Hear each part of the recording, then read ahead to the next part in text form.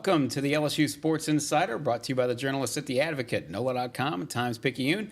Perryn Keys here with on a very special LSU Sports Insider episode. We brought the two veterans here, Scott Rabalais to my left, to your right, our venerable longtime columnist, and Sheldon Mickles, our venerable longtime beat writer, sports writer extraordinaire. Soon to be two members of the Louisiana Sports Hall of Fame. Hopefully we'll get that squared away at some point here with you, Rab. That's right. To my right, Sheldon has 46 years of experience at The Advocate. To my left, Scott Rabalais has almost 35. They're almost 35 years of experience. I personally have 15 and change. If we did the math, and that's correct, it's 96 years of Advocate experience coming to you live today, as I said, on a very special LSU Sports Insider. We typically come here, obviously, to you on Mondays and Thursdays. We will probably reduce that schedule here as we get into the dog days of summer, of course. Not as much quite to talk about, but when we do come back, we will be on all our social channels, of course. Specifically the LSU Tigers on NOLA.com YouTube channel. If you go to YouTube and search for LSU Tigers on NOLA.com, you should be able to find us there. You can follow along, subscribe. That way you'll never miss an episode, and you can catch us live on that channel. And if you don't catch us live, you can always catch us after the fact. We are also on Apple Podcasts, Spotify, wherever other finer podcasts are found. And you know, we brought the two vets in along with myself because it's a good reminder that nobody for years and years now has covered the LSU sports programs like The Advocate, and that will never change. So you should join the party and stay up to date with everything, all things LSU with The Advocate. Subscribe. Please go to theadvocate.com/subscribe, and as I said, join the party. And to stay up in touch with stay up to date and stay in touch with everything, you should take a look at the LSU Sports Insider newsletter. It's the LSU newsletter. It comes out 7 days a week, goes straight to your inbox. You get all the headlines delivered straight there. You don't have to go looking all over the internet for the latest news. It is delivered straight to your phone, to your desktop, to your inbox. Rab handles that 3 times a week personally, but it's a daily newsletter. So sign up for it at theadvocate.com/LSU newsletter. I brought these two guys here in today because I wanted to have a little fun. I was getting dressed today, and I specifically picked my blue tie here, my McKinley blue tie, because I was reminded of the fact that at one point I was a wee lad. I moved here to Louisiana when I was 13 years old, went to McKinley High School, and I grew up reading The Advocate. And I grew up reading these two guys in The Advocate. And I also, there's somebody who should be here, honestly, along with the party. She doesn't cover LSU very often, but she does cover high school sports like nobody else in the United States. She's a member of 2 Halls of Fame, and she knows, I've told her many times, that it was the coolest thing in the world to be at McKinley High School at the big game, the big basketball game or whatever, and to see Robin Fambro walk through the doorway, and you say, "Wow, man, Robin from the paper is here." And man, it's so cool. This is the game of the week. This is the biggest game of the night. You know, right. You're in the biggest game of the city that night. Robin Fambro from the paper was there. And so it's been a great thrill in my life, professionally and personally, that I've gotten to say over the past 5 or 12 years, however you want to look at it, to be able to say that I'm their boss, I'm their supervisor. But those days are coming to an end soon. This will be my last LSU Sports Insider podcast. I will be leaving for greener pastures, actually probably snowier pastures, but we'll get to that announcement at some other point. So, gentlemen, I do appreciate you guys coming into the show, coming in to wrap this thing up and wrap up the LSU sports season for this year. Absolutely. Wouldn't have missed it. For the world. Yeah. You might have missed it. You might have missed it if there were a plane ticket or a Cheesecake Factory going someplace. You had better options. Maybe so. Well, at any rate, we will. We're going to actually, the LSU sports season really isn't over. We're going to discuss obviously the LSU men's and women's track teams up in Eugene, Oregon. That's we're in the middle of NCAA nationals right now, and maybe the LSU women particularly could hunt down yet another national championship to close out the 23-24 sports season. But gentlemen, to start off, I wanted to go through LSU's greatest hits from 2023 and 2024. And with that, I would just open it up to you, Rab. I'll put you on the spot. What was the highest of the highlights for this past sports season, starting from the fall and going all the way through the spring? Well, I I'm probably supposed to say Jayden Daniels winning the Heisman Trophy, but that was, while it was a great achievement, he had a great season and totally deserving. I would say, it was tinged a little bit by the fact that the defense was so bad, and you're like, boy, this could have been like 2019 if the defense had just been decent, and they weren't. They were abysmal. Yes. So that's not quite there. So, considering that I've covered gymnastics so long, I have to say the LSU gymnastics team finally winning the national championship in dramatic fashion in April. They to use a hockey term, they hang around the goal. You hang around the goal long enough, eventually you're going to score, and that's what they did. They'd been national runner-up 4 times. And I've covered a bunch of those meets. Sheldon's been at some of those meets, and you're like, are they ever going to break through? And then they had the opportunity. Oklahoma just fell apart on the vault in the national semifinals, and LSU was like, okay, they're suddenly the favorite, and they came through. And to see, as I said on our last podcast, one of my favorite things in sports is to see an athlete perform on the biggest stage in a way maybe they've never done before. That was Sierra Ballard leading off on beam with a 9.95, her career high. It's just like Jasmine Carson in the final last year, or it was just in the basketball final. So yeah, I'll have to say that was the highlight for me was covering that meet and being there to watch history be made. We know that we knew going in, and as is typically the case, that Oklahoma was sort of the presumptive favorite. And we thought that it was going into that championship. We actually said on this podcast that LSU can win, but something's going to have to happen. Oklahoma's going to have a bad, or LSU's going to have to have back-to-back performances. Everybody's going to have the performance of their lifetime. And so I think Rab, you and I discussed, I know right after that championship, that it was really, really interesting to see on the semifinal night, what happens to Oklahoma in real time. We all of a sudden we look down, we're sort of handling our other business at work, and the next thing you know, wait, what happened? And to Oklahoma? that was what me happened? too in the arena. Yeah, so I'm typing in the scores. LSU was in the first semifinal, and the top 2 make it to the finals. This was on Thursday, and the top 2 make it to the finals on Saturday. So LSU's competed. We had the press conference. I'm typing in the scores from the semifinal, and there's 3 red teams competing in the semifinals: Utah, Alabama, and Oklahoma. So it was if you're not really paying attention, you could kind of get distracted into forgetting who was on what event. And I see fans wearing red cheering somewhere, so I assume it's for Oklahoma. And finally, I look up, and I see their scores of 48-something on vault, and I asked the writer next to me, I said, what happened? Right. 48 is not a good score. No, anything under 49, especially the national championships, is bad. It's bad. It's bad. And she's like, they had 2 falls, they had 3 falls, and counted 2 of them, and it's like, they were out. That doesn't happen to Oklahoma. The one thing you know about them is that they're not going to make mistakes. It was their worst vault score in 16 years, something like that. They were undefeated all year. They never lost a meet all season long. And in the Big 12 championships, they almost had a 199, which is totally unheard of. Yeah, a team score. That was an all-time record, wasn't it? Yes. Near 199. Best score ever. And so they were out basically. So Utah and Florida advanced to the final, and it's LSU's meet.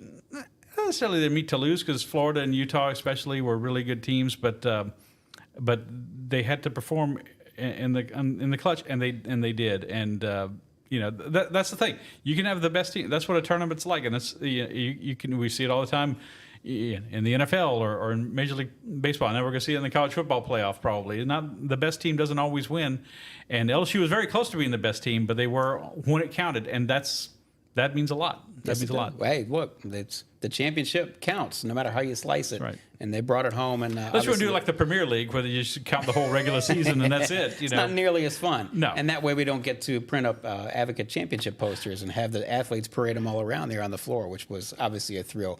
But a shout out to the great Tanya Ramirez, incidentally, our night sports editor, who's our designer extraordinaire, who just and never, photographer she never Michael misses. Johnson, who was there for distributing them. Because I'm upstairs. By the way, and Michael, who always gets the shot too. He and Hillary Scheineck. So God bless them, and shout out. That was to my them second favorite moment of the year. Was being with him, photographing Maggie McNeil, the former LSU swimmer, at the natatorium in March, and I hear I'm talking to the coach, and I hear the splash, and I look over, and Michael's in the pool with a waterproof camera, getting pictures of Maggie under the water. And I was like, I thought he was going to put a GoPro in the water or something like that. But it's great. It's great. They look great, and they're going to look great when the Olympic preview comes out this summer as well. Sheldon, Highlight for the 23-24 season. You saw some highlights and some pretty lowlights too. Well, I have 3 highlights. One, Jayden Daniels, covering Joe Burrow and him in a 5-year span. Pretty special. LSU hadn't had a Heisman Trophy winner in 60 years, and we got the pleasure of covering 2 in 5 years. So Pretty special. That was pretty big, yeah. Now, not only him, obviously, but the receivers he had.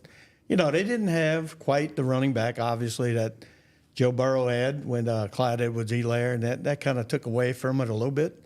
But still, it was a very exciting, fun team, fun offense to watch. Well, and at the end of 2019, who among us, you basically say, never in your life are you going to see an offense like that. These guys weren't 2019, but boy, they were really, really, really close. And so, count your blessings if you're an LSU fan. To go back to that, I was at the Manning Academy in last June, and I was specifically there to listen to and to interview Jayden because we hadn't talked to him since the end of the season. So Jayden comes in and sits down 45 minutes. I sat there and listened and asked him questions.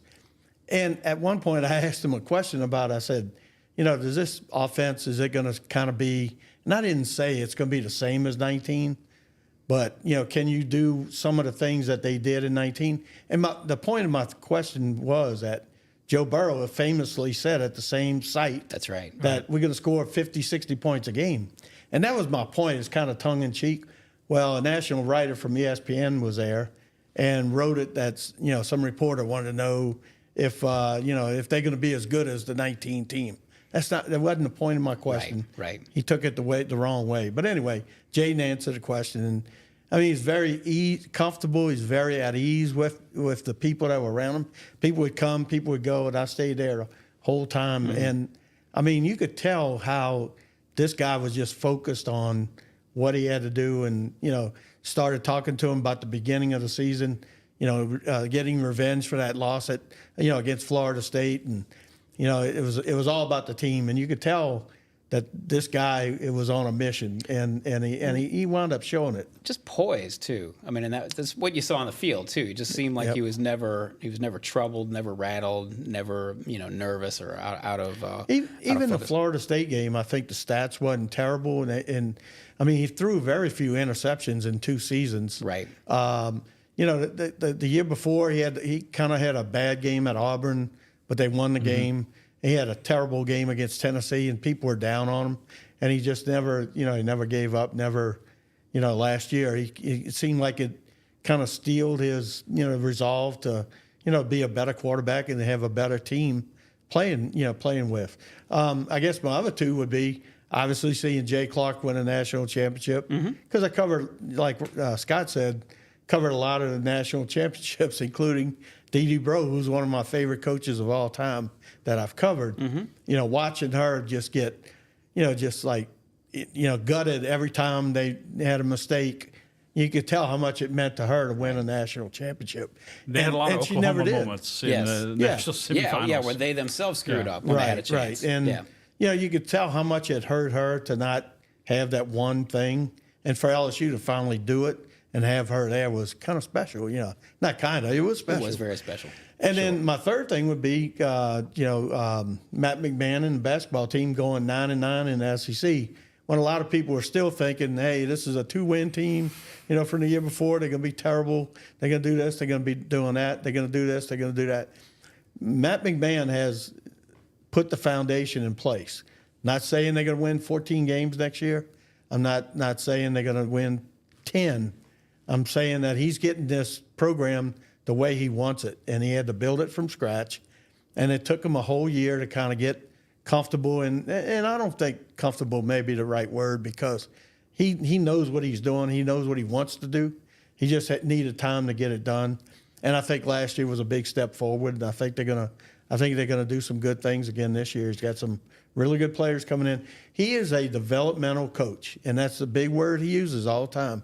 He wants to develop players. He doesn't want players that are going to come here and, now you're going to have a guy come in here, on a transfer portal and may say, I'm leaving. Or he brings in a lot of seniors into the program from the transfer Jordan Wright, people like that. But put it to you like this: he's not a quick fixer type of guy. He's a program builder. It seems to be a program builder who wants to win with a bunch of 4th and 5th year guys if he can do it. And that was his MO at Murray State, because he had the smaller program.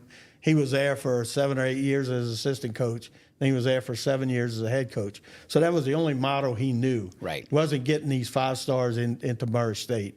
Right. And I think he's done a good job. I think he's going to keep building it. It's interesting. I was, because we're going to get to lowlights here, or however you want to put it, and I was actually going to ask you, if you had not brought it up, Sheldon, that it looked maybe about a third into the conference play that the men's basketball season was going to be a bona fide low light of the LSU sports season, but they did. They now give a men's basketball fan reason to believe that, okay, yeah, this guy certainly deserves maybe a long runway, and there's no reason to start to panic and wonder if he's, if you've hired a coach who's going to go perpetually 4-14 in conference or something to that effect. Well, the reason why they lost a couple of games in non-conference, including the one to Nichols, which was a big shocker. Ooh. And I saw some emotion that night from him. He pounded the table in front of him, which is unlike Matt McMahon. Which is unlike right. He's like a flatline guy. He's very calm, probably slow heartbeat. Mm-hmm. And he was very upset that night, and he pounded the table, which was kind of shocking to the people that were sitting there in front of him. I mean, I didn't know whether to kind of chuckle, or I didn't know how serious he was, but he was serious. And, the thing was, they lost that game, and then they lost a game in Charleston at the Classic there. And then they lost to Kansas State here. So they lost some games in non-conference. Last year, they went 12-1. In the non-conference games. So he lost to Syracuse bad up in the ACC, SEC Challenge. So he lost some games this year. Then he won, I think they went 3-0 to start conference. It was 2-0 for sure. Maybe 3-1, I can't remember. But yeah, that sounds they right. played one of the hardest schedules you could play. It was almost like baseball. Yeah. Where Jay Johnson and his group played the hardest teams in the first half of the SEC schedule. So when they got to, beginning of February, they started playing teams that were on par with them and below them, and they kind of got on a run and finished 9-9. Right. I think there were 4. I want to say there were 3-6 maybe at the midway point. 3-5, 3-6. It was, whatever it was pretty ugly, and there was pretty ugly losses there too. Flipped the script in the second half of the season. And then you turn it around. They had that game in Gainesville they could have won certainly, and some other ones that they were in the fight. Put it to you like that. And then in the SEC tournament, they didn't play the first night, which was a plus. Mm-hmm. They played the second night and played Mississippi State really close and almost beat them after beating Mississippi State like 5 days early, I think it was. So. Right. Speaking of, we talk about lowlights and highlights even just within that men's basketball season of baseball. I was going to ask you, Rab, and I'll ask both of you two gentlemen, I was going to say lowlights. I mean, I think it's probably easy to say, the LSU the defense for the football team was awful and, led to a lot of changes and cost them a lot of money to overturn the defensive staff, things of that nature. But maybe sort of I'll put a little turn on that, which is to say, lowlights and or wildest moments from the 23-24 season for LSU. I've got a couple in mind for wildest. I do too. Let's see if we did not compare notes before the broadcast. So let's see if we were on the same page. Wildest and to me it's kind of a low light was all the controversy surrounding the women's basketball season. There was just one thing after another. Yes. Angel Reese leaving the team, and the Kateri Poole leaving the team, didn't come back. Angel Reese came back after 4 games. And then you had this thing lingering over much of the season. There's this big Washington Post story out there. This is going to be this big expose, and we're here. What's it going to be like? What's in it? Kim Mulkey's hired this high-profile media attorney law firm or whatever.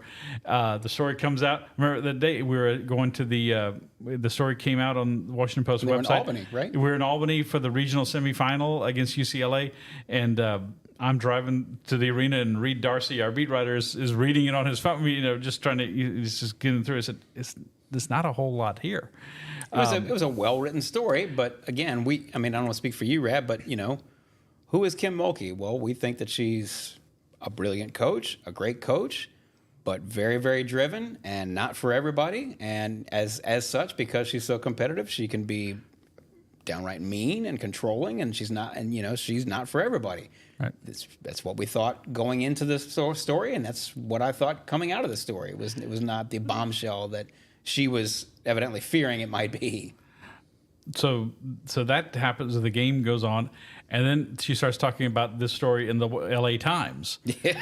And we're like, "What was this?" And it just so happens at the arena, a columnist from the Orange County Register, which is in the L.A. area, that's one of their competitors, was sitting to my right. I was like, "Who is she talking to?" She said, "That guy over there." This guy, I'm calling him dirty debutantes, and also calling UCLA sweethearts, America's sweethearts, just like kissing up to UCLA, and just totally writing things that should not be written about anybody, quite honestly, in a newspaper. And the guy eventually apologized, and they pulled part of the story, and they issued an apology and all this stuff. But it was just like one thing after another, and of course they get to they come up short of the national semifinal of the Final Four with a regional final loss to Iowa and Caitlin Clark. But at that point, it just felt like kind of exhausting, a little bit. Like the whole thing was just like it was somewhat joyless compared to last season, when of course they won the national championship. And there were a couple of bumps along the way in that season as well. But this one just had one after another after another. It was a wild ride. And you think, in part of the way, you're like a journalist, like, hey, there's a lot to write about. There's a lot going on, and people are reading our coverage and everything. But at the same time, it's like, man, okay, the Washington Post story. All right, that was not a tempest in a teapot. And then you got this LA Times thing that was even worse. It was like, man, it was unbelievable. I'll go ahead, Sheldon. I couldn't help but chuckle because, as you guys know, I'm a staunch Yankee fan for many, many years now. And I can imagine it was probably close to covering George Steinbrenner back in his heyday. The 77 team where they're going to brawl and win the World Series at the same time. I think it's an apt comparison. You just didn't know what was going to happen next. I'm sure those beat writers had some fun. And so I imagine that's what it was sort of like, probably on a much lower scale. But still, it's probably like, covering George Steinbrenner, Billy Martin, and Bronx Zoo, so to speak. Reminds me, speaking of brawling and winning all at the same time, how about the Thrilla in Green Villa? We didn't even get to that, where the LSU women and the South Carolina. Not for nothing. In a lot of ways, actually, that game in the PMAC, I understand LSU lost, but man, that was a great basketball game. That when LSU played South Carolina in the PMAC, that was a thrill a minute. Of course, Angel Reese fouled out with about 3 minutes to go, and I think South Carolina's depth probably won the day, so to speak. But I weren't we all looking forward to seeing perhaps a rematch between LSU and South Carolina 100%, somewhere in the NCAA tournament? Because I do think, never say never, and LSU was so beat up and they were a little bit shorthanded on the bench and everything. But might have got them that third time. They might have got them that third time. But that game was fun, too, the one in Greenville. It ended a little bit ugly. And, of course, this leads to a debate of, hey, they shouldn't be fighting. Well, they're competitors. Sometimes you're going to come to blows. There's almost every hockey game is going to have a couple of rough shots between competitors, lively competitors, and that's part of the deal. I don't take any offense to those who might not be the wisest decision, but, hey, these things happen, and tensions and tensions, boil over, moods boil over, and things of that nature. So that was certainly a wild moment. I'm sure if we go down the line, we could think about all the time. I'm thinking about the baseball game LSU played at Alabama. I can't even remember what happened, but they basically had that game won. The series on Friday. Opener. Yeah. Do you remember? All I remember is that's just like, geez, how do you lose that game? I'm trying to remember all the I details. remember. Please go ahead, Sheldon. I didn't see it at the time, but I remember they had 2 outs in the ninth inning, bottom of the ninth, and were leading by 1 run. And I don't remember if they had a runner on first or not, but the batter hit. I think it was Griffin Herring and struck out the first 2 batters, maybe.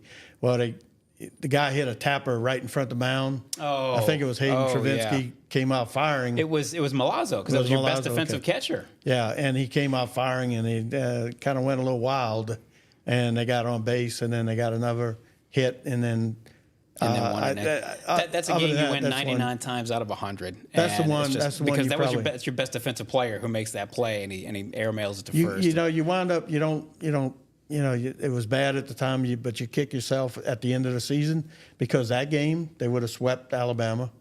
That game, did they win the second game? LSU win the second? Yeah, they won the series. Yeah. Is that? Did they? At Alabama? Oh, I don't know. Alabama might have won. don't- No, they came back the next day and won, I think. Well, they won. They won at least one. Yeah, they didn't get Golly, swept. I should have brought my notes. They won but the last game, I know for sure. But anyway, be one that way or as the it other, may, that was a win that you I mean, look they needed every win they could possibly Right. get, So- and they desperately needed that, and they had that 99% won and blew it. So you look at that game, and you look at the Stony Brook game, and you look at the Southern game, sort of like LSU basketball with the Nichols game.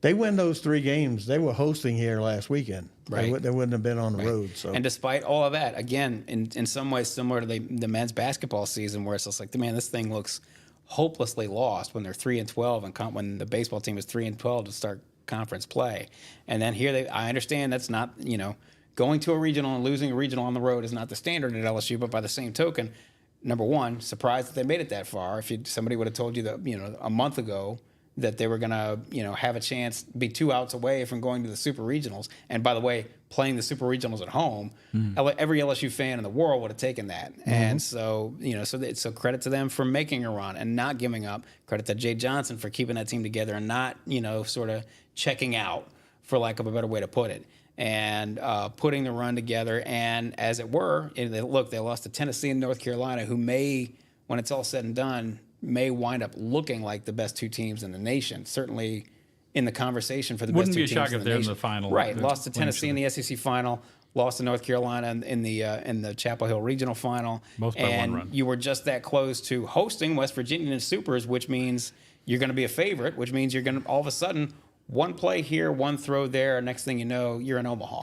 Well, Jay said after the game, he thinks Tennessee and North Carolina are the best teams in the country. Not because No, Tennessee, I agree. Not because Tennessee swept them in Knoxville, not because they lost to North Carolina. North Carolina's got a pretty good lineup, 1-9. They played great defense. They had good pitching. They had a good deep bullpen. Yeah, that was absolutely. not an easy task that LSU had to go into. I'm not trying to make excuses for them, but No, but it might have been. It might have been the hardest region. It might have been, yeah. Yeah. And the win after they lost that second game on Saturday, to come back and win 2 on Sunday, they could have and gave up 5 runs in the first game on Sunday in the top of the first inning. You could have easily cashed it in and said, "Okay, let's go home, boys," and and then almost to win it all. I mean, you gotta tip your hat to them. So let's before we wrap up this year, the year frankly is not quite finished because the LSU track teams are in Eugene right now for the NCAA Nationals. Sheldon, we're halfway through right now as we come to you on Thursday afternoon. Just give us the Reader's Digest of where we are and whether the women in particular can bring home the championship. Well, the women have been number 1 in the USTF CCCA computer-generated rankings for 7 of 8 weeks in the outdoor season. And they have 22 scoring opportunities at the national semifinals and finals. Put that in perspective for everybody. 22 scoring 22 opportunities. scoring opportunities. So the first 2 rounds, they call them the NCAA East preliminary rounds, which they were 2 weeks ago in Lexington, Kentucky. And you have to advance through those first 2 rounds. The top 48 athletes in every event and the top 24 relay teams get into the meet. This is based on your showings throughout the season. They get into the meet and they do 2 rounds. If you get through the 2 rounds, top 12 in all instances, you get to the national semifinals. Well, the men's semifinals were Wednesday night in Eugene. Women's are Thursday night in Eugene. And you have to get in the top 8 or 9, well, top 9 in the sprints to get to the final. And the top 8 teams, 8 finishers score points. So LSU had 22 opportunities, the women going into tonight. Right. The men had 12, and they got 5 in last night. Three individuals, 2 relays. So they didn't do as well in the field. They had 3 field event guys that didn't score in finals. So they're through. So the men were ranked 5th going into the meet. Their finals are Friday night. The women are competing Thursday night, and then whoever makes it gets through to Saturday. Saturday afternoon, or Saturday night is the finals for the women. Now the women, have a really good. 22 is a lot. Yes. Normally 15, 16 would be good. The thing is, Arkansas has 18, and Arkansas the last few years have won some national championships. So it's going to be probably close between LSU and Arkansas. But, you know, LSU's got a really, really good chance to pull it out and win their first NCAA outdoor since 2012, which was later stripped because of a supplement that one of the athletes took. Yes, that's it's been a while, and I forgot about that. But 12 yes, it 12 years. certainly was a case. Well, who are you, Sheldon? Just for somebody who might only be checking in a track right now, who are you looking forward? Whom should the fans be looking forward to most, and just in terms of the thrill factor for LSU? Well, it's not a real thrilling event, but the 800 meters. I mean, it's a two lap race. Sure. It's not, you know, Sure. it's not as, you know, It's not as sexy as the 100. 100 Yeah. or the 110, 100 hurdles for women. But the 800 meters is Michaela Rose, who's only a junior, and she is one of only two U.S. women collegians to ever go under 159 in the 2 lap race. So she's a big favorite to go to win. Not the prelims, semifinals are tonight. She'll likely be running in the final on Saturday. Other than that, LSU has, as usual, and last year I don't think they had as many. They had some problems last year. They have 3 women in the 100 meters, 4 women in the 200 meters, and the big 3 in the 100 and 200 are Brianna Liston, Thelma Davies, and Tima, God bless. Tima, not Tina. Tima, God bless, who really came on strong at the NCAA preliminary rounds.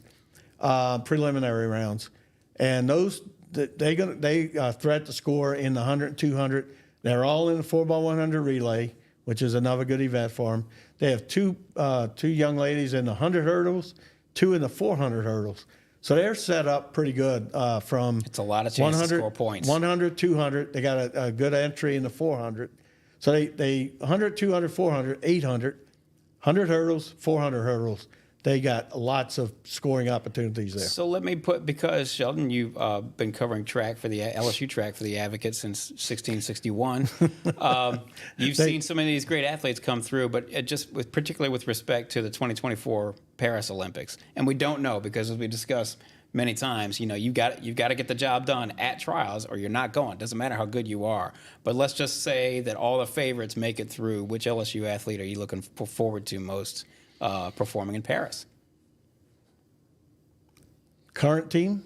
No, it could be LSU alumni. Absolutely, I want to watch Mondo.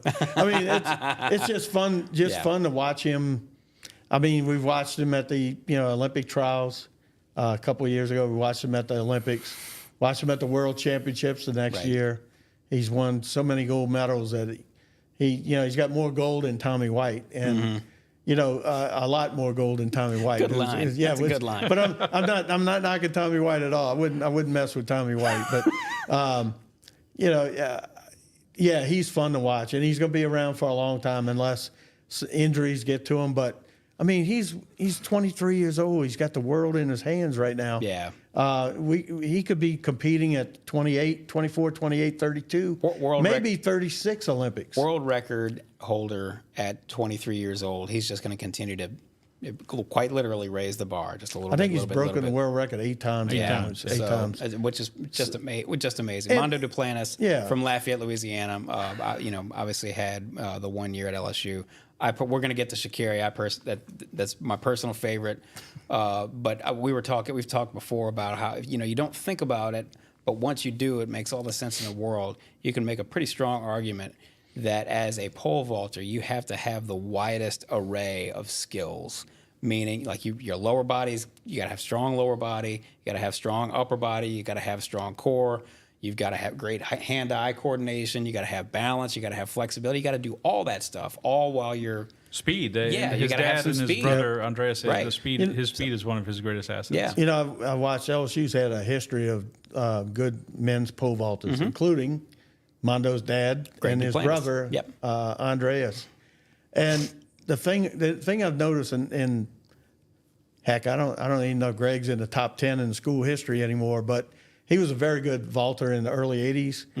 The thing I've noticed about vaulters at LSU, some of them get, and I don't know if this is just injury-prone people or what, but a lot of them get bad backs. I don't know, I guess because of bending. Think of and all the twisting around. Yeah, you're twisting doing. you Yeah. have to do. So that's one thing you have to, I'm not saying I'm not saying it's going to happen, but you hope it doesn't to Right. Mondo, that he can, go on and on and on, fairly healthy, and that we could watch him maybe to 36 Olympics. And, you never know. But, LSU is going to usually has, 9 or 10 athletes at the Olympics, track athletes. So it'll be another good group, and I think it'll be fun to watch them at the Olympics. And, one of the funny things is we talked about, covering track for, since 1979, I guess. And I liked it before that. I like competitive races. Mm-hmm. I love to go to the horse races. I love going to track. But one thing is, in 2019, I had 2 freshmen, Yeah. Sha'Carri Richardson and Mondo Duplantis. And I went out there before the NCAA meet, and I set up interviews with both of them. I sat down right there outside the weight room, and I had both of them there. I was in the middle. Sha'Carri's on one side, Mondo. And you couldn't have dreamed at that time that where they would be 5 years later. They'd be literally world class. I mean, the best of the best of the best of the best. Because Sha'Carri had a really good freshman season, but when she went to the NCAA meet in Austin that year, she blew away Dawn Sowell's record that had stood for 40 years, maybe 35, 33 years. Won the national. That was in Austin, right? Won the national championships in the 100. Yeah, she won the 100, and that burst her on the scene. Next thing you know, she's turning pro. And LSU's not had a lot of that in track. Most of them Not stay a lot around, of them, especially the sprinters. most of them stay around 3-4 years, and then I want to say she went first, and then Mondo followed like a week later.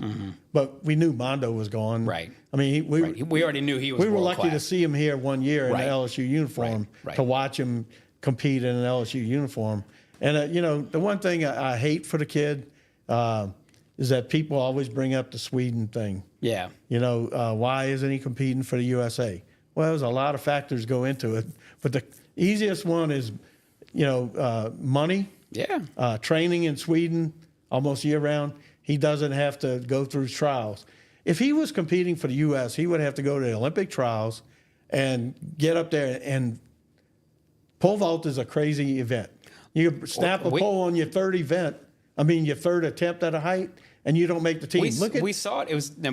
We saw it in '92 where the trials down in Tad Gormley. It was the decathlon. It wasn't the pole vault. Yeah. But what was his name? Dan O'Brien. Dan O'Brien, who's never made the team. He should have been maybe the world's greatest athlete, which is what the decathlete, the male decathlete always That used was to the be year called. he missed out. That's It's a tricky But event. and then you're done. That's it. No do-overs, no second chance. You're done. Mondo, I interviewed him back in March when he was in town. He said, I think Sweden has one other pole vaulter. I mean, it's not like a squadron of people But like also- you have in every event of the U.S. Right, but to your point though, Sheldon, if you're a pole vaulter, and I don't mean this in a disparaging way, but if you're a U.S. pole vaulter, even if you're a world record holder, gold medal winner, you're kind of just another guy on the U.S. Olympic team. You're earning power in Sweden. I'm sorry, not only on the circuit, over there in Europe, but then as a star, as a celebrity, in the same way that Angel Reese is here in America or something like that.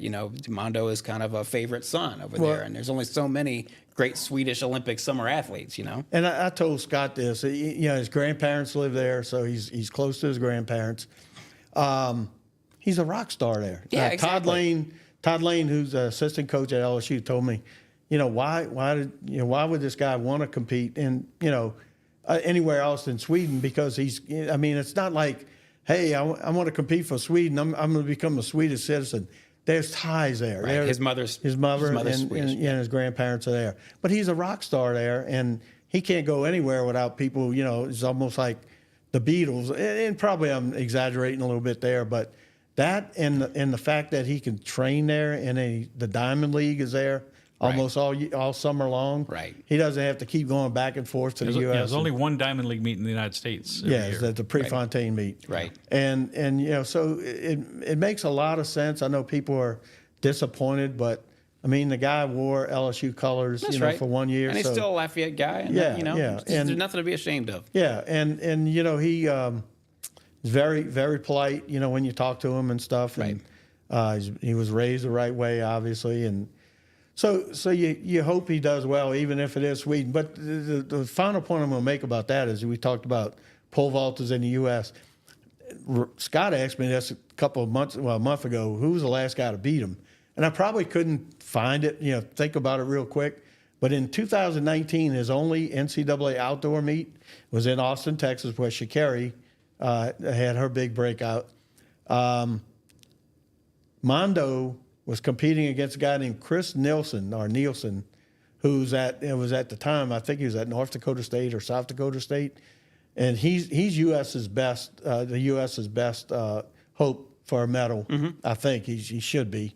But he's the last guy that I know beat Mondo in a competition. There you have it. And so Mondo didn't even win the NCAA outdoor. That's right. I'm pretty sure he didn't win state. I don't think he won state when he was at Lafayette High. Oh, I think he did. I think he set the maybe I'm misremembering that. Yeah, then. but I think he was the only one to beat Mondo at the NCAA level. How'd you like to be that guy? Hey, that guy holds the world record. I beat him in college. And I remember talking to Mondo after he lost, and just as complimentary of Chris Nielsen as he could be. Well, speaking of which, listen, we all have our favorites, right? And maybe I'm a sicko, I don't know. But I loved two of my favorite athletes of all time were Paul Molitor, played for the Milwaukee Brewers, and Wayne Gretzky, obviously the great one.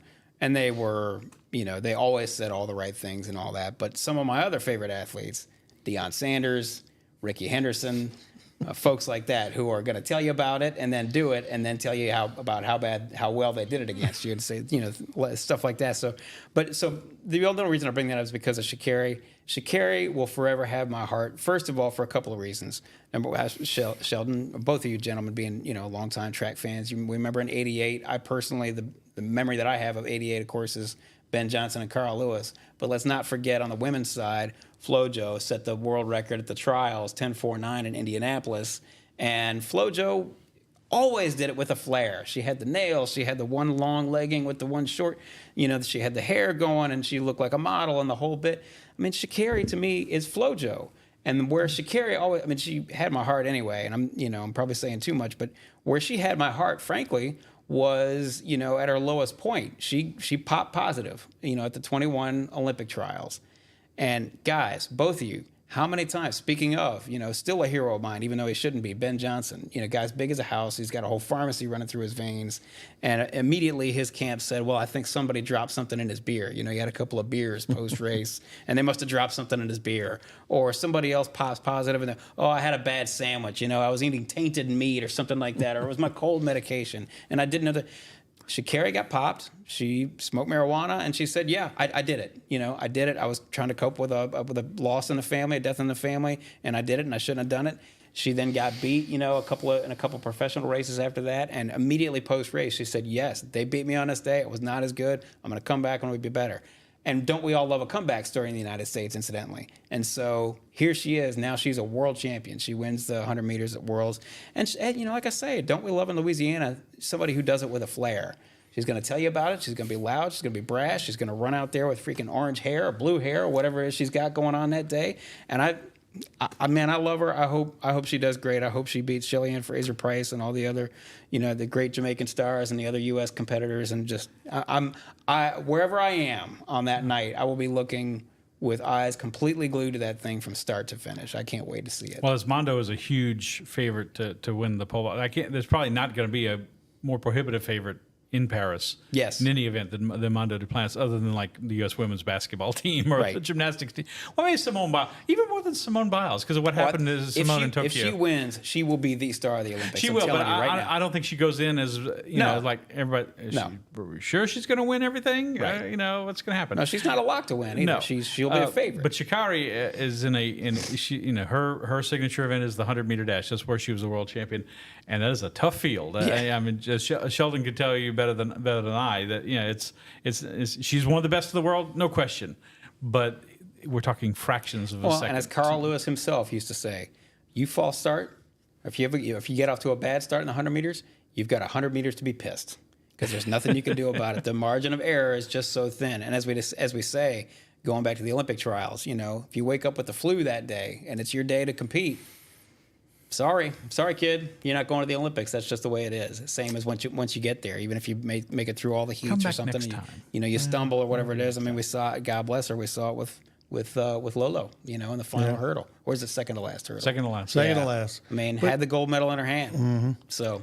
anyway. The same thing goes. Last year at the World Championships, I don't think anybody gave Sha'Carri any chance. I mean, she's a little flaky.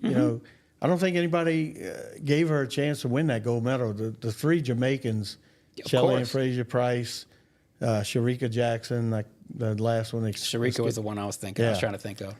I mean, they were prohibitive favorites to win, and she just beat them. And she beat him. She beat him coming from behind too. She just kept accelerating, caught him on the last 10 yards. And it seems like I've only I don't know how many races she's run this year. I know she ran at that Prefontaine meet, but she looks like she's toned it down a little bit. Her hair is dark. It's not green or orange. I mean, look, don't we all want to? In all seriousness, don't we want? I mean, she's grown up. I think she's grown up. The maturing process. We might be seeing it right in front of our eyes, and God bless her. Good for her. She probably realized that, hey, something's got to change. Yeah. And, last year was maybe we just saw the tip of the iceberg last year at the World Championships. That's right. Every setback is a setup for a comeback, or certainly it can be. One more thing before I throw this wild card at you guys, because it was a topic that I wanted to bring up this summer when things were going to get a little slow and we were going to need something to debate. But now that I'm on my way out, I'm going to bring it up now. Rab, you wanted to mention about Hailey Van Lith, former LSU great, so to say, who's also going to be in the Paris Olympics. Yes, yesterday they named the team for the 3-on-3 basketball. People are like, what's 3-on-3 basketball? Well, it's a half-court version of the game. It's exactly what it sounds like. 3 players on each side, and they play on an outdoor court, and so only 4 players on a team. So you don't have a lot of chances to make the team. And she was on the World Cup team that won in Vienna last year for the U.S., won the gold medal. So you figured she had a shot. Cameron Brink? Cameron Brink. Yeah, okay. And so it's those two are on the team again, Sierra Burdick and Lenore Ryan. Is it not Lenore? I don't know. Ryan Howard. Ryan Howard. Excuse me. Lenore Ryan is a university. I knew there was a Ryan in this. Lenore Ryan. I got a lot of. I've been doing this for 35 years, as we said, folks. I've got a lot of names rolling around in my head. But Ryan Howard, yes, they are the team. And if you go on social media, there's a video of them telling Hailey Van Lith she's been selected, and she just breaks down. It's nice to see an athlete. It means something to it. It's not about the money. It's not about the NIL deal. It's not about the endorsement deal. It's just about making the Olympics and representing your country. And I know some people were like, she's gone from LSU. She left LSU, but I don't know. I think she frankly struggled at LSU. And she did. Yeah, it was, you could say it's a failed experiment. I think it's a little harsh, but she came here to try to be the point guard and it didn't quite work out. But I had Victor Howell tell me her talents are well suited to the 3-on-3 game, and I think they got a great shot to win a gold medal in Paris. And I will say one other thing about that: they're competing outdoors. I asked her, do you know where you're going to compete? She said, some arena, I guess. No, it's at the Place de la Concorde. That's where they beheaded Marie Antoinette. This is big public square. She didn't know that. Oh, okay. Yeah. All right. She's never been to Paris. Let her have cake. Let her have cake and a gold medal. I hope the court's not red. I mean, that's crazy. It's stained. It's going to be where all the urban sports are. They're going to have BMX. They're going to have breaking, break dancing, and they're going to have skateboarding and 3-on-3 basketball. Did Butch Muir enter in the breakdancing? I think he is. I think he is going to be there as a judge. We'll look forward to it. Oh no, man, he's got to come out of retirement. Butch, we love you. We miss you. So the one last thing I did want to bring up, unless we need to tie up any of the greatest hits that we missed, was we were going to bring this up obviously during the summer when things kind of get slow and you start turning toward college football. But I always thought a great topic when things are going to start to get slow is if we're talking about college football, all things are equal. We're going to start at 0. Forget about last year's roster, this year's roster, who's coaching the team now, and so on. What is the most attractive, or what should be the best program to college football? In other words, if 133 jobs are open, all 133 FBS college football programs have an open position for head coach, and you don't know anything about the rosters, who's coming back, and all that, what should be the most attractive program in the United States? Rab, I'll put it to you. Well, I'm going to say a name that probably a lot of people don't want me to say, and the LSU is going to open the season against them. I would say USC. Okay, go ahead. I've got some thoughts on that, and I maybe would have said they that. They have tremendous tradition. They've had lots of Heisman Trophy winners. They've won lots of national championships. You're in a huge population center where where there's just tons of talent in California and on the West Coast, obviously, and you can. You can stay in your backyard and put together a great team, and and it's a very good school. If you got someone who's like, starting to think players choose schools for academics, but if they do, they got just about anybody beat. So I'm always puzzled when USC doesn't do well. Quite honestly, they seem to go, and I would have said that's certainly in the running. That certainly would have been in the running for my choice. Now, are their facilities and the money quite as good? It seems like they go through cycles where they decide they want to get real serious about this, and when they do get serious, they can outspend almost anybody. And their alumni obviously you've got plenty of rich folks who are heads of studios or heads of Fortune 500s out there and all that. And if they decide they want to throw money at the problem, they can throw money at the problem. But then you have these weird periods. They hired Pat Hayden as their AD, and he had no experience. Lynn Swan and. They were interested in hiring USC men or whatever, and it looked like it was just sort of a sloppily run athletic department or whatever. And Clay Helton, it sure seems for everything like if you're USC, you could have done better than Clay Helton, and then before that you fire Lane Kiffin on the tarmac and all that. Of course, he's matured a little bit, not a lot, but a little bit over the years. So I think that's in the running, and I'm not so sure I would have said it 4 or 5 years ago when they were still in the Pac-12. And they didn't seem to have their act together, but certainly they're going to the Big Ten, which means they're going to have all the money they could ever hope for in terms of distribution from the league. Mm-hmm. And so, if they've got everything together, that's certainly a good vote to cast. Sheldon, you got a thought?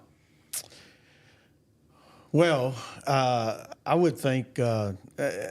I'm a Nebraska fan a little bit. Got some. My dad was born in Omaha, so I didn't know that. I've always liked Nebraska a little bit, and you kind of look. They've been down. You had obviously the good years, and they've been down a little bit, and never could find the right fit. I mean, Mike Riley is a really, really nice guy. He went from Oregon State to there, wasn't a fit. You covered him when Mike Riley was with the Saints. With the Saints, yep. Yeah. Good, really good guy. Really easily accessible. But then, they made some funny hires, and then now they got Matt Rule, mm-hmm. who, it seems like he's got them going in the right direction. Maybe they kind of come back a little bit because, they were right up there in the 90s. They were one of the blue bloods. The program. The program. Won 3 out of 4 titles. Yeah. So to me, that's an interesting one to watch. And since they went to the Big Ten, it kind of doesn't have that same feel. Right. They didn't play Oklahoma for a while, and so it wasn't kind of the same feel when they went to the Big Ten. I wouldn't. The reason I would put that sort of on the second tier, I guess, for lack of a better way to put it, would be because of their recruiting base. Nebraska obviously is not the most fertile. And for the longest time, what did they do? I guess they went to California a lot of times to get their skill guys. And then when they were in the Big 12, they had a fair amount of success going into Texas as well and getting guys there. And of course, we all know that they were at the very, very, very front of the line when it came to a strength and conditioning program. That they were way out in front. They made walk-ons famous. Yeah. Not the restaurant. They made the walk-ons, the real walk-ons, made them a household name. Right. Almost. But now, in terms of level of support, they've been kind of lost in the wilderness for almost 20 years now, and they still have yet to fail to sell out that football stadium. Yep. So that tells you everything you need to know about support. You're the big sold out for a volleyball game. Yeah, that's right. On the field if they're a lot like LSU in the sense that if there's a program, look at that, the gymnastics program is a top 5 pro. Okay, well let's go sell out the arena. It's not quite. It's apples and oranges a little bit, but not a lot.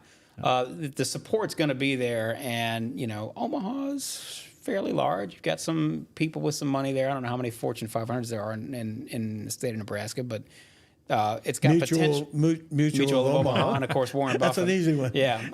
Dorley Zoo or Omaha Steaks. I don't think they're Fortune 500. Omaha Steaks. But no, it's interesting. It'll be interesting too. Now of course the Big Ten's about to get richer. More money coming there. If they I'm curious to see what Matt Rule does, because one of the ways he got turned around Baylor, I think they started either 0-11 or 1-10 his first year. He had to clean up the mess that was He had to left clean up the mess from the Art certainly. Browse. That was as big a mess as there could be. But he placed an emphasis. I remember this because the Big 12 was sort of started to turn into basketball on grass. He placed a big emphasis on the line of scrimmage. We're going to make sure that we win at the line of scrimmage. And it paid off. He wound up winning the Big 12. I'm going to tell you something about him. He was almost like I don't want to say it's the same. I'm not comparing him to Nick Saban, but he went and tried the pros. Maybe he didn't like it. I mean, I know he got canned. Nick walked away. He got canned, and he went back to college, which, I think says a lot about him that, hey, I tried, dipped my toe in it, maybe didn't like it. Now he was with a bad situation in Carolina. He was. The other thing, too, to remember is that, he made Temple into a winner. Temple is a freaking, barren wasteland, if ever there was one, in terms of a college football program. And then he took Baylor. Baylor, obviously, the support is there now and has been for the last 15 or so years. But he took over a disaster of a program and turned that into a winner. Now, the difference between, Nebraska has not been what Nebraska used to be, but they're also not at rock bottom. Right. They're not coming off a 1-10 season or 1-11 season or something like that. So I will be intrigued to watch Nebraska. Let me guess what yours is. Okay, go ahead. Oklahoma or Texas? I thought really, really hard about Texas. I thought about Oklahoma. I thought about Oklahoma. You can make a strong case for, too, especially now that they're going to move into the SEC, and they will be the only SEC team in that state making SEC money. The one thing that I'll say, is that A&M, Texas, and Oklahoma now are all going to be fighting for the same recruits. Mm-hmm. And now I still kind of think Longhorn Network's going away, and Texas is going to have to get used to not being able to run the show, so to speak, because they did, they got a disproportionate amount of money in the Big 12. They got the Longhorn Network and all that, and they were used to sort of, they were listened to very carefully at the league office. And they're going to go to the SEC, and that might be something of an awakening for them. No, you're not running, you can't just make a phone call to Birmingham and get it your way. It's not how it rolls in the SEC. Do they know where Birmingham is? They're going to have to find out real fast, aren't they? They might not make it to Birmingham for a long time. No, I thought I say in Texas as well as being because they have all the money in the world. Obviously, sitting a great talent base. They have the facilities. They just built a new basketball arena that LSU has looked at to build their arena. To model theirs after, but Texas and Texas A&M always seem to kind of, as I've said this before, run with their shoes tied together. Yeah. Sometimes it's like you should be like Texas has had more success. I mean, the more success in Texas A&M, but not as much as USC. A&M hasn't won a national championship since Hitler invaded Poland. 1939. Right? Yeah, so it's been a while. And made the SEC championship game. Right. Texas is coming into a very competitive situation, and to the earlier point about them all going after the same recruits, it seems hard traditionally. Maybe this won't be the case for Texas and Texas A&M to be very good at the same time. So we'll see. They're coming into the more competitive situation, but it seems like Texas, I think is honestly underachieved. They have traditionally, sure, than what they could do. Interesting. I don't know that there is one right answer, like there's one definitive answer that stands above all else. But I thought a lot about Texas, and I thought a lot about Florida. And it pains me to say that because I'm not a fan of the Gators personally. Not that it matters anymore, but my brother and I, we grew up in Florida when I was little, and my brother and I were big Florida State fans because he used to go to the Bobby Bowden football camp. And so he sort of became, even though he didn't go there, we both became fans of the program. And so clearly if you're taking that position, you're not necessarily a big fan of what happens in Gainesville. But if you think about Florida, obviously a tremendously fertile recruiting base. And yes, they're one of three. There's the big three in the state of Florida, and UCF is trying to pound their way in to making it a big four. But I still think making some progress. Yeah, and they are making progress. That's right. They're in the Big 12 now, and so they're part of the Power Four conference structure. But Florida's the only one in the SEC. At least for now. Florida's the only one in the SEC, which means you're going to have that much more money. And Florida as an institution with the alumni has a ton of money too.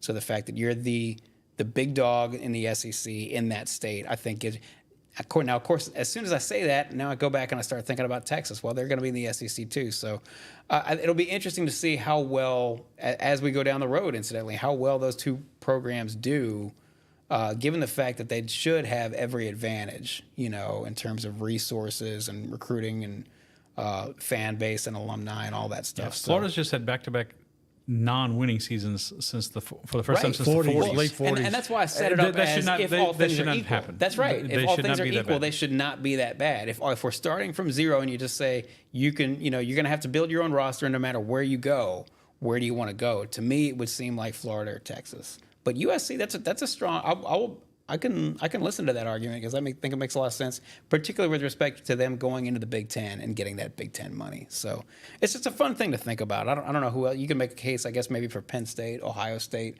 Certainly Ohio State. They've got all the money in the world, and they're Michigan's national championship notwithstanding. They should always be in really, really good shape. And Ohio State this year is going to be preseason number 1 or 2. I would imagine them or Georgia. Yeah, they should be. So we didn't mention Georgia either. We didn't mention, and Georgia's always going to have what's interesting about Georgia as we continue to go down the road. Not just given the recent success they've had, but the fact that Atlanta is just going to keep growing and growing and growing and growing. You have a bigger city. You're in a spot that loves football. You're going to have more kids playing football, which means that recruiting field is going to get should get more and more fertile, and that's your backyard. You're the only SEC team in that state, so you can presumably have the pick of the litter. Georgia Tech's not quite the threat. No, not lately, unless Bobby Ross or Bobby Dodd come through that door. Yeah. Bobby Ross won a national championship there. Yeah. Obviously, this is an LSU podcast. People are saying, "Why aren't you mentioning LSU?" LSU is a school that I think we could all say is punched above its weight class for you can for make a long the time. case. But there are a lot of things commending LSU, especially in football, and that it's a fertile state for recruiting. You're the only SEC. You're the only really power team. Yeah, Tulane's done some very good things lately, but it's not. And they could make the playoff, potentially as one of those teams. Power four is power four. Power four is power four, and that's not changing. And they've got the facilities, they've got the money. There's talk about schools dipping into private equity. I don't see LSU doing that to fund their capital. There is a difference to fund their athletic program. I don't see them doing that. So it's. I think LSU's positioned pretty well. They're right there. Yeah. I mean, I was when I put forth this question. Yes, you could have said LSU, but I was sort of assuming that none of us was going to say LSU. Right. But hey, look, recent national championship in football, recent national championship in baseball, recent national championship in women's basketball, recent national championship in women's gymnastics. Potential national championship, or they just had a men's championship in track, and so I was thinking. You could have a third women's national championship at LSU in 15 months, come Friday night, Saturday night. Is that maybe. right? Yeah, that's right. 15 months. Yeah. And the women's golf team got to quarterfinals or semis? Mm-hmm. Well, they reached match play. Yeah. Match play. They win so they were close. Yeah. And I think it's commendable. I think it is important. Again, you two old heads can appreciate this maybe more than our younger viewers and our younger reporters. It's amazing that LSU finds itself in this spot. Took a lot of work, and it's to the credit of everybody who's worked there from Skip Bertman on, and everybody underneath him, all the way up through Scott Woodward. But it's amazing when you think 25 years ago, LSU really was a program. It was a sleeping giant that had not accomplished much, that frankly tried to kind of do stuff on the cheap. And now we're going to, how many times has Scott Woodward said we're going to invest in human capital? The facilities are top notch. They're going to spare no dollars when it comes to hiring staff and things. Staff, building a nutrition center, and weights. All that. Everything is there for them to be able to win it. And the one thing I'm concerned about LSU, and we've said this before, as we move down the road with this, NIL and revenue sharing and stuff like that, is that the concern is that hey, we only have 2 Fortune 500s in the state. You've got a bunch of millionaires, but Texas and Florida have billionaires. Mm-hmm. And at some point I would worry if I were LSU that at some point you just run out of millions because these other guys just keep spending and spending and spending. But we're gonna have to watch that as it goes down the road. Maybe they'll still continue to be the juggernaut that they are. Yes. No, it's a fascinating story, and no one knows the answer. That's right. No one exactly knows the answer, but LSU is competitive. Right. Where some other schools you could point to, like, can Arkansas be as competitive? You know, I don't, Like Ole Miss. I mean, Ole Miss is never going to get they there. won a national championship in baseball, but I mean, But they're God never, bless them, but that's just they're not. never going to win a football. And look, mentioning those schools, there are a lot of people who say college football is going to eventually wind up with some kind of NFL-like model. Just in college football, you know, I don't think the NCAA is going to completely go away for all the other sports. No. And it's going to be 30, 40, 50, 60 teams, and all those Power 4 schools are not going to be in that number. Right. And if I was Ole Miss or Mississippi State or Kentucky, I'd be concerned. Kentucky, you LSU, probably, I don't think you that's probably too sneak much your way concern in. about. You know, because In football? Yeah, sure. No. Kentucky is one of those programs. I don't know. Okay, but listen, I'm telling you, if Kentucky ever gets, and God bless Mark Stoops, he's done more than anybody could ever hope to. Kentucky always struck me as one of those where if you got just the right coach, the next Nick Saban or whoever it is, you're close enough to. Well, they did have Bear Bryant at one time. They did, and that was what was it like? They gave Adolph Rupp a Cadillac or something, and they get at the awards banquet, and then they gave Bear Bryant like a new hat or something. Like, I'm not joking. I go back and look that up. And he said, "Man, the hell with this. I gotta get someplace that takes football seriously." But if you're right next to Ohio, state of Ohio, you're close enough to like Nashville and places like that are growing. I always thought that. I'm not saying that I think that they're going to end up as a top 5 powerhouse or whatever. But I think there's always been, if they ever really, really go all the way in on it, there's potential there. But you got to have just the right coach. Anyway. You think I'm being too optimistic? I don't see it. All right. And look, but look, to your point, I think Kentucky's got a better shot at going in. Like, I'm real sorry, Wake Forest.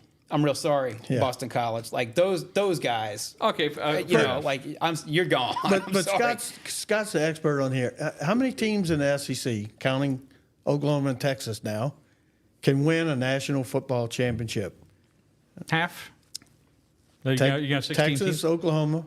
Texas, Oklahoma. Even though Texas is Texas kind of A&M can. LSU, Bama, Auburn, Tennessee, Florida, Georgia. Yep. Yeah, I guess that's probably it. I mean, there's a lot. There's a lot there. So that's you 8. can't say that about every that's 8 out of conference in the 16. country. Right. Oh no, you can't. You certainly can't say that about the Big Ten. I'm sorry. Well, the Big let's see, Washington, USC, Oregon. Maybe I guess you have to say because they've been there or been close. Ohio State, Michigan, Penn State. Are we forgetting anybody else? Maybe Nebraska. Maybe Michigan State. They've been in the State. playoff. I don't know. Michigan State. Yeah. Nebraska Maybe probably Nebraska, just because of they've done history. it. So they've done it. They're in the middle. They're in the middle of the pack. Yeah. 7 maybe. Yeah. Michigan State made the 4-team playoff. But I don't ever see Kentucky, Arkansas, Ole Miss, Mississippi State, South Carolina. South Carolina. It would shock me. You'd have to at Arkansas and Kentucky in particular. Certainly not Vanderbilt. No. But it would shock me if any of those teams would ever get. I mean, maybe even in a 12-team playoff. Yeah. So what you're saying, you could see Kentucky in the 12-team playoff one day. They put it all together. I'm not saying I think it's going to happen. I'm saying if just the right guy came along, 14-team they could do playoff. it. Yeah. They could do it. Kentucky could go, what was it? Was it 19 where they had a real good year? Or 2000 when they had Josh Allen, the pass rusher, and who was the quarterback? I'm blanking now. Well, they haven't made it to a CFP, a New Year's Six bowl yet. Right, but I mean, would it be the craziest thing if one game. year Kentucky finished number 12 in the nation? I think if everything happened right, they could do it. They could do it. But even to get in the SEC championship game, I just don't see it. No, I don't either. They've never been in the SEC championship game, have they? The only ones are Kentucky. Kentucky, Vanderbilt, Ole Miss, and A&M. That's right, because South Carolina made it. Kentucky, Vanderbilt, A&M, and Ole Miss. That's the only 4. Yeah. All right, we're probably going way too long on this, but I appreciate you guys. I appreciate you guys coming in, and I mean this when I say it. It's been an honor to have to be. It's been a thrill of mine, a personal thrill of mine. It really has been, and kind of a dream come true to be able to work at the Advocate, to be in the lead chair at the Advocate. This town is where I went to high school. It's where I met my wife. We got married, had our 2 daughters here, all that. But to be able to say that I've been you guys' supervisor, it's been a cute little thrill for me. 2 guys who I used to, grow up reading in the paper every morning. So I do appreciate you guys coming on.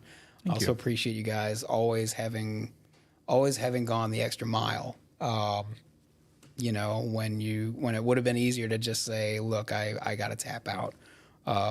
So I appreciate you guys. I appreciate everybody who's come through here in the last 5 to 15 years in any kind of capacity I've been in. So, and I'll just say that appreciate where you are, wherever you are right now, whatever you're doing, be grateful. I'm certainly grateful that I had 15 years here. It's been a thrill and an honor of a lifetime. And we just got some news about somebody who we know, who we're very close to, who we're all thinking about, that will serve as a good reminder to tell your people you love them, and to tell the people in your life, professionally and personally, how much they mean to you, and how much impact they have on your life, and that's important. So I apologize for getting a little poignant on the way out, but I did want to say that, and I say just that it's been an honor that a little punk kid from McKinley could come sit in this chair and lead this motley crew of folks. It's the best sports department in the United States. I'm sorry. I'm biased. I know that, but they've proven it day in and day out, and we've proven it on a national level. So thank you guys both for being who you are, and for allowing me to be your boss, and for allowing me to have a great job, and for making the job great. Yeah, I'm going to miss those phone calls that I get from Perryn once in a while and say, "Could you do something for me?" Sure. How much do you love me? That's usually my question. I know that. Yeah. So, but yes, no. Thank you guys. So Thank you. Thank you, Perryn. I'll say I'm gonna walk out the door as the Advocate's biggest fan. I'm still gonna say stay subscribed and keep up to date with everything, and you guys should too. Go to theadvocate.com/subscribe to subscribe today, whether that's in print or digital. We take pride in both, of course, and stay up to date with everything LSU related on the LSU newsletter. You can find that at theadvocate.com/LSU newsletter. Whoever will be in this chair replacing me will be with this merry band of characters on the LSU Sports Insider, and we'll probably have some sort of reduced schedule here in the summer because, well, hey, it's summertime. But when we return in the fall, it'll be on Mondays and Thursdays, in all likelihood, on all our social channels, specifically the YouTube channel, LSU Tigers on NOLA.com. Go there, subscribe. You'll never miss an episode. You can catch these guys live. If you don't catch them live, you'll catch them after the fact. I am subscribed. I'm never going to miss an episode because you guys That's good. are We the need best. subscribers. That's right. Good to know. And so, but I'll also be following along, and I will follow along. Also, I do have it subscribed. I'm following along on Apple Podcasts. That's my preferred rate, my preferred platform. And you can find them on Apple Podcasts, Spotify, wherever the finer podcasts are found. For everybody who's been entertaining this poop show that we've got here going, this very strange show that we have here that we take a lot of pride in bringing you. To everybody who has picked up the Advocate or clicked onto the Advocate for the past 15 years, thank you all so much. This has been a dream come true, and I don't take that lightly. So it's meant a lot to anybody who's actually read any of my stuff, any of these guys' stuff. We take a tremendous amount of pride in our work. So I just want to say that to everybody out there. Thank you so much. And with that, I'll wrap it up. For Scott Rabalais, for Sheldon Mickles, for the great Amelia Cotton, soon to be Amelia LaCour behind the glass, who even brought pastries today on my way out. I am much appreciated, and we thank you. I'm Perryn Keys. This has been the LSU Sports Insider.